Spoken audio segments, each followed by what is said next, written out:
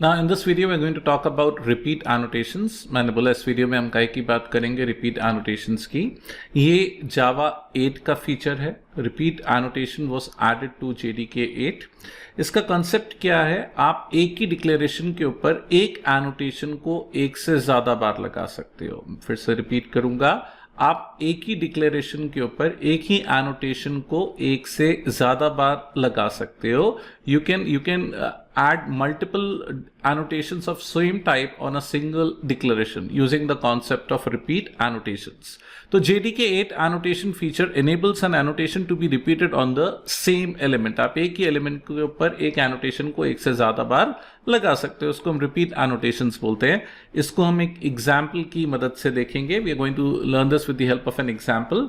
ना मैंने इस एग्जाम्पल में एनोटेशन को इंपोर्ट किया है java.lang.annotation पैकेज को रिटेंशन के लिए, रिटेंशन पॉलिसी के लिए, रिफ्लेक्ट को काई के लिए, मेथड के लिए. तो सेम वही पैकेजेस इंपोर्ट किए हैं. ना रिटेंशन पॉलिसी मैंने क्या बताई, रन टाइम. क्योंकि मैं इस एनोटेशन को एग्जीक्यूशन के समय फेच कर रहा हूं, मैंने बोला क्योंकि मैं इस एनोटेशन को एग्जीक्यूशन के समय फेच कर रहा हूं, अभी मैं प्रोग्राम को एग्जीक्यूट करके इसको फेच करूंगा, इसीलिए मैंने रिटेंशन पॉलिसी रन टाइम बताई. We have already seen a full fledged video on retention policy. Now this is we are learning for the first time. ये लाइन नंबर 5 देखिए, ये हम पहली बार पढ़ रहे हैं. ये जो लाइन है रिपीटेबल, ये रिपीटेबल क्या बता रहा है कि आप इस एनोटेशन को रिपीट कर सकते हो. कौन से एनोटेशन को? माय एनो को. तो रिपीटेबल क्या बता रहा है कि आप माय एनो को रिपीट कर सकते हो. माय एनो के अंदर दो मेथड्स हैं, दो डेटा हैं, str और val. ठीक है, मैंने बताया है तो ये डेटा, लेकिन काम ये फंक्शन की तरह काम करते हैं. str की डिफॉल्ट वैल्यू है टेस्टिंग और val की डिफॉल्ट वैल्यू है 9000. फिर से रिपीट करूंगा, str की डिफॉल्ट वैल्यू है टेस्टिंग और val की डिफॉल्ट वैल्यू क्या है? 9000. तो रिपीटेबल क्या बता रहा है? आप इसको रिपीट कर सकते हो. ना ध्यान से सुनना भाई, जब आप इसको रिपीट करोगे तो आपको इसका स्ट्रक्चर बताना पड़ेगा कि अगर ये रिपीट होगा तो क्या होगा.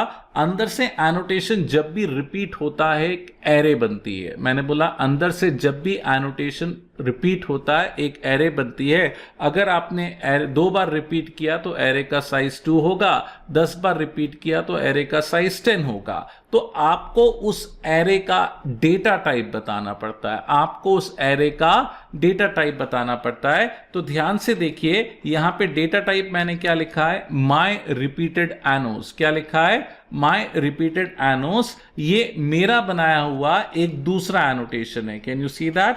माय रिपीटेड एनोस, ये मेरा बनाया हुआ एक दूसरा एनोटेशन है. और ये एरे है काय की माय एनो की. मैंने बोला एरे है काय की माय एनो की. तो भाई these two lines are correlated to each other. These two annotations are also correlated to each other. कि अगर मैं my ano की एरे बनाऊंगा तो उसका डेटा टाइप क्या होगा? my repeated anos.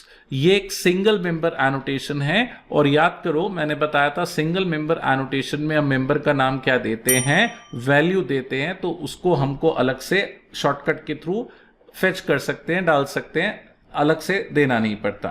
तो भाई ध्यान से देखेंगे, है ना. तो मैं फिर से रिपीट करूंगा, ये रिपीटेबल है, मतलब इसको रिपीट कर सकते हो. रिपीट करने पर क्या होगा? माय रिपीटेड एनोस बनेगा. माय रिपीटेड एनोस एक दूसरा एनोटेशन है जो कि माय एनो की एरे है. माय एनो की क्या है? एरे है. माय एनो की क्या है? एरे है. तो जब भी आप रिपीटेबल यूज करोगे आपको एक दूसरा एनोटेशन बना के, है ना, डेटा टाइप बताना पड़ेगा. अब मैंने क्या किया, मैंने क्लास बनाई रिपीट एनो और मैंने एक फंक्शन के ऊपर इस एनोटेशन को 2 बार लगा दिया. तो देखो भाई, ये पॉसिबल नहीं था जावा 5 में. ये वाला कॉन्सेप्ट आया जावा 8 में. आप एक ही डिक्लेरेशन के ऊपर एक ही एनोटेशन को एक से ज्यादा बार लगा सकते हो. आप एक ही डिक्लेरेशन के ऊपर एक एनोटेशन को एक से ज्यादा बार लगा सकते हो. इसको बोलते हैं रिपीट एनोटेशन. ठीक है भाई. तो str की वैल्यू फर्स्ट एनोटेशन, str की value second annotation, values I am not using these values but मैंने डेटा सप्लाई कर दिया. ठीक है भाई. अब मैंने प्रोग्राम में क्या किया, क्लास का ऑब्जेक्ट बनाया, ऑब्जेक्ट से क्लास निकाली, क्लास से मेथड निकाले और मेथड से सारे एनोटेशंस फेच करके लूप चला के डिस्प्ले कर रहा हूं। वही सेम रिफ्लेक्शन एपीआई जो हमने बहुत डिटेल में देखी थी एग्जाम्पल 1 में। अगर आपको इसको समझ में नहीं आ रहा, आई वुड रिक्वेस्ट यू कि प्लीज एग्जाम्पल 1 का वीडियो रेफर करें इसी प्लेलिस्ट में, जिसमें हमने बहुत डिटेल में पढ़ा था कि एनोटेशन को फेच करने के लिए रिफ्लेक्शन एपीआई होती है। हम क्या करते हैं, क्लास को ऑब्जेक्ट बनाएंगे, ऑब्जेक्ट से क्लास निकालेंगे, क्लास से मेथड निकालेंगे, मेथड से क्या निकालेंगे, एनोटेशंस। अब क्योंकि get method function no such method exception forward करता है, ट्राई कैच लगाना पड़ेगा। तो भाई मैंने लूप चला के सारे एनोटेशंस को डिस्प्ले कर दिया। अब मुझे मालूम है यहां पे मैंने एक ही एनोटेशन को 2 बार लगाया है। हाँ भाई, एक नया मेथड है गेट एनोटेशन बाय टाइप। कौन सा मेथड बोला भाई मैंने, गेट एनोटेशन बाय टाइप। ये क्या करता है, ये जिसकी UUID हमने पास करी है, जिसकी UID हमने पास करी है, उस तरह के सारे एनोटेशंस रिटर्न करेगा, उस तरह के सारे। और सारे बोले तो यहां पे कितने हैं, 2। तो दोनों के दोनों एनोटेशंस आ जाएंगे। लूप चला के हमने डिस्प्ले कर लिया।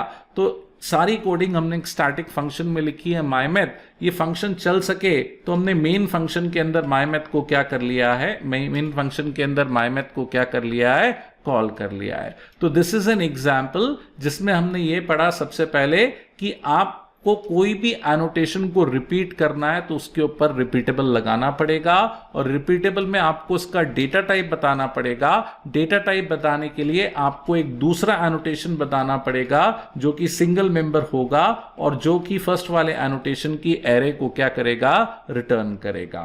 नाउ मैंने आगे क्या किया, इसको चेक करने के लिए काम कर रहा है नहीं कर रहा, मैंने एक फंक्शन के ऊपर इसी एनोटेशन को 2 बार लगा दिया और रन टाइम पे उनको फेच करके क्या कर रहा हूं, डिस्प्ले कर रहा हूं। तो जब आप इस प्रोग्राम को कंपाइल और रन करोगे, जब आप इस प्रोग्राम को कंपाइल और रन करोगे, देखो मैंने इस एग्जांपल को कंपाइल किया और इंटरप्रेट किया है।